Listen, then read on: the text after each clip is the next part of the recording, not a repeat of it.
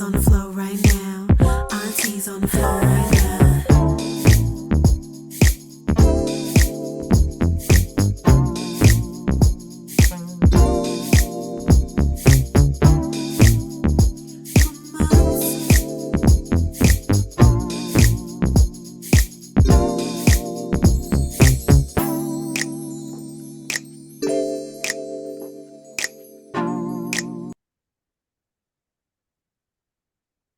Hello and welcome to We Elevate, another edition of We Elevate You.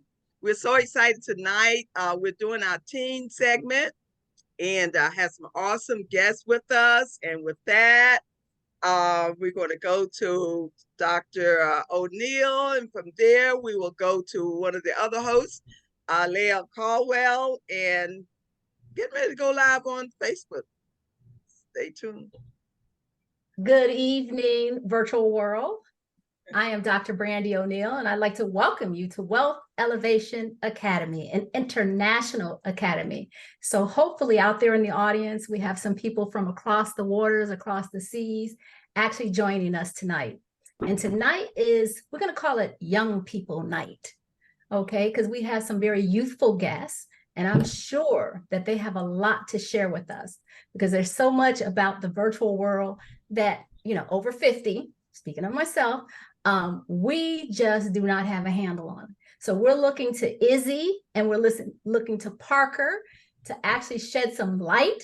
Hi, Izzy. Hi, Parker. And welcome, welcome, welcome. And for our standard people that are always here, Lael, it's always good to see you. Welcome on this Thursday evening. And Paran, welcome on this Thursday evening. And I see that we're being live streamed. I just got that message across my screen. So we're looking forward to this evening. And Lael, as always, I pass the ball to you. Thank you, Dr. O'Neill. Well, what do we have here? Well. So here's what I am interested in with Parker and Izzy. I believe that one of the traits of being successful is resiliency. And Parker, how would you define resiliency? Being able to overcome obstacles, no matter how frequently they come up. All right, and Izzy, how would you define resiliency? You just keep on going no matter what's thrown at you. So I thought you two would be perfect because a lot of us as older people in business, we know that it can be tough and you got to get back on your mark pretty quick. But no one would think that if you're in your young 20s, you've got to start with you. And I'm going to give you about a minute to share some things that have helped and how you were able to push through and get back on your mark and keep going. Because you started a business too. You've just graduated from Roch. I said the other night, you've mastered them beautifully. So Izzy, how have you learned to become resilient, and how would you teach other people that are young not to give up when they hit a bump? In these past 2 months, to put it bluntly, I give up and go home, 23 years old, decided to go back with my parents, and I told myself I did not want to do that. And so I just had to figure it out. And in the past 2 months, I got evicted once. I got evicted with him. And then a week later, we got evicted again. And then we found the place we are currently in. And then we just found out yesterday that we now have to move our business locations. So that is move number 4, I think, in the past 2 months, just graduated.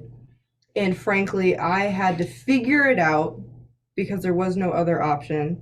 And my advice for other people my age is write an itemized list of things that you want and figure out how, the first steps for each thing. Because once you figure out that first step, being able to fall in place, and that is at least what I've experienced in these past 2 months. And Parker, I'm sure, has his own story in relation because we've just experienced all of this together. And when you were evicted, it was no fault of your own. One guy went cray-cray.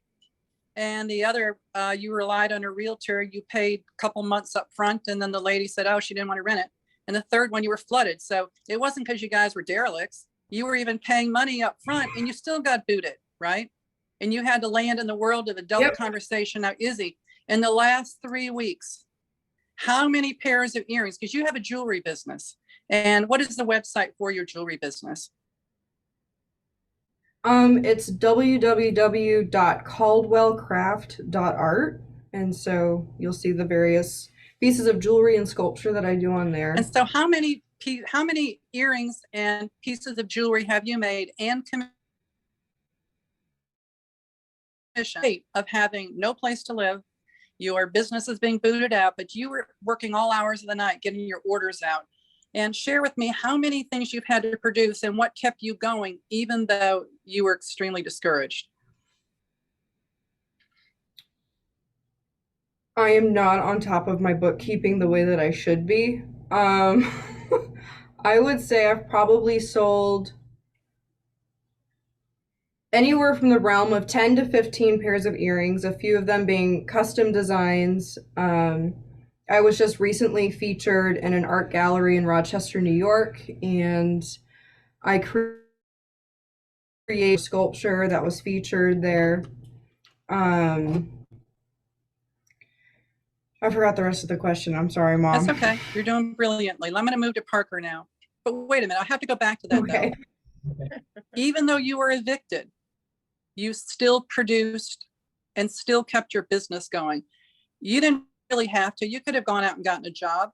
What made you keep going in your business, even though everything seemed to be against you?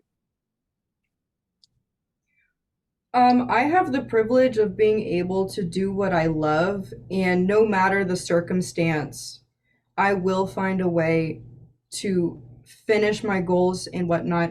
You know, I had somebody make the joke of calling me the Harbor Freight jeweler because I had access to no studio, none of my tools that traditional jewelers use. And so I went to Harbor Freight, which is just my local hardware store, and found various things that kind of sort of worked, and just my drive and my love for what I do, you know, gave me the inspiration to sit at my breakfast table with my coffee and my Harbor Freight tools, creating, you know, a $500 pair of earrings. And I just had to figure it out. And I just did that because I love what I do and I wouldn't trade it for the world. I respect that. Parker, I'm going to move to you right now, my friend. So you're an odd bird. Let's say that, shall we? You graduated with an engineering degree and $70,000, $80,000, $90,000, $100,000 was at your fingertip. And you said, no, I don't think I'm going to do that. I want to be an entrepreneur and start my own business. And so a year later, you've taken an engineering job, yet you and Izzy are really studying how to be an entrepreneur. I'd like to know, with your socket business, you have a wrench and socket business, how have you mastered the financial aspects of making sure that you're making money in the socket business and you're working a full-time job? Because many young people are working a job to make the money, but they're passionate about something else. So how do you balance those two? How do you make sure you're making money in your passion? And how do you keep going when you don't feel like it? I think that I was blessed to have a little bit of an analytical mind. So everything that I think about is just in terms of like breaking things down into percentages. So that's kind of an exciting part for me, is to say, okay, for every $10 socket or whatever I sell, you know, I know on average I'll do exactly this much towards shipping, fees, taxes, packaging, materials, and then I develop a lot of systems to really create efficiency, and that's you know, an important thing that I've developed.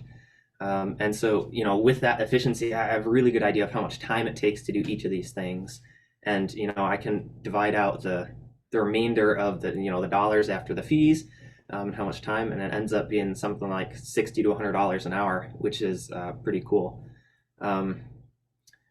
It's been tough to have to, you know, go to a full-time job and then come home and then be excited about, okay, I'm gonna go list sockets for another couple hours, you know. And we just have in Izzy's bedroom, we have shelves set up that have all my inventory on it, and my dresser is my desk. But it's, this is what I want to be doing with my life, and it's just that important to me. Leah, when let me you- jump in and introduce go our ahead. other two guests. Is that okay? Sure. Okay, great. Thanks, Leah. Okay, we have Anaya Lewis. Hi, how are you? Hi, And Naya. Rabia, I don't see you on there, but I see your name and I saw you pop up for a minute. So I know you're out there as well. So hello and welcome, welcome, welcome. Anaya is our other young guest. Am I saying your name right? Yeah, Yes? you're saying Yes. it right. Yeah. Okay, good, good. Okay, so welcome Anaya, Lael, Anaya, and Rabia. She's just listening in, I believe. Thank you.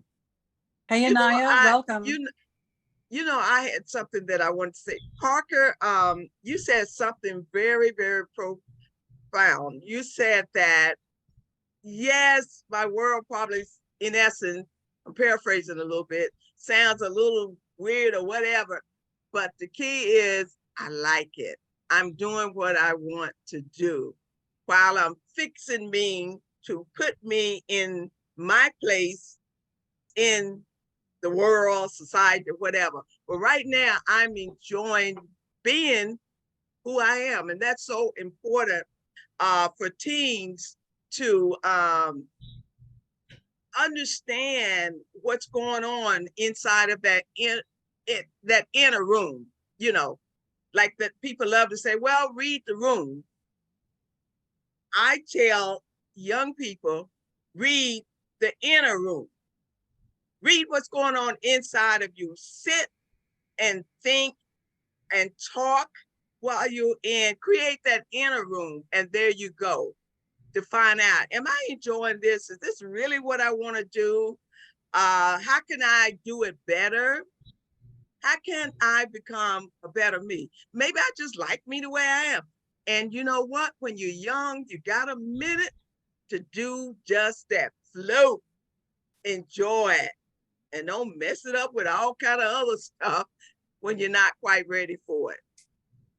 I like what you said. Good, good, good. Okay, Leah. Good evening, Mr. Lewis.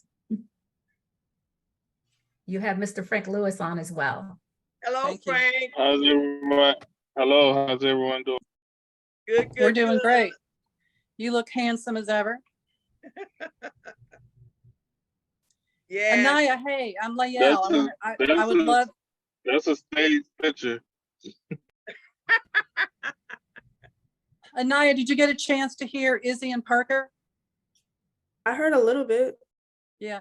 Mhm. What business do you have, Anaya? What are you working on? I have a jewelry business. You have a jewelry business. Yes, and I also sell subscription boxes in that business as well. And did you find yourself having any common thoughts with Parker and Izzy about work is not work when you love what you do? Yes, that's so true.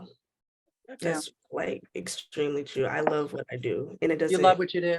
Yeah, it's really fun. I just enjoy doing it. Like, I don't feel like, I don't know, tired of doing it. It's like scrolling on social media.